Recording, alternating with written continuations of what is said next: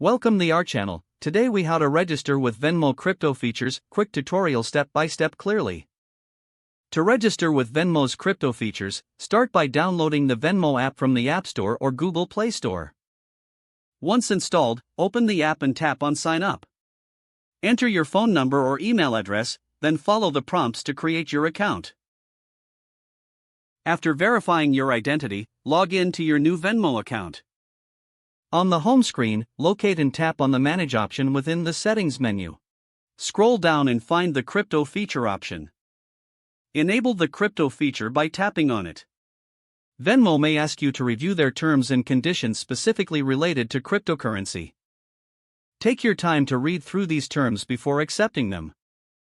Next, you might need to complete additional identity verification steps. This could include submitting your social security number and other personal information. Ensure that all the information you provide is accurate and up to date. Once your identity is verified, head back to the home screen. To start buying or selling cryptocurrency, look for the Crypto button on the main menu.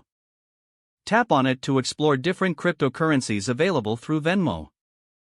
Choose the cryptocurrency you wish to purchase or manage. Once selected, follow the prompts to complete your transaction.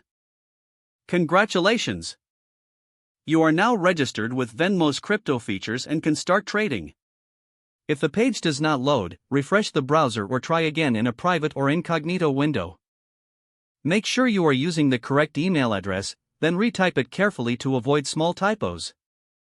If your password is not accepted, use the Reset option and create a new strong password you can remember. Check your spam folder for verification or security emails, then complete any requested confirmation steps. Enable two-factor authentication if available to improve account security and reduce unauthorized access risk. After signing in, review your profile details so your contact information and settings are accurate and current. If you see an error message, note it down and try again after restarting your device and internet connection. Log out when you finish, especially on shared devices, to keep your account and payment information secure. If the page does not load, refresh the browser or try again in a private or incognito window. Make sure you are using the correct email address, then retype it carefully to avoid small typos. Don't forget to like this video and subscribe to our channel for more step-by-step tech guides.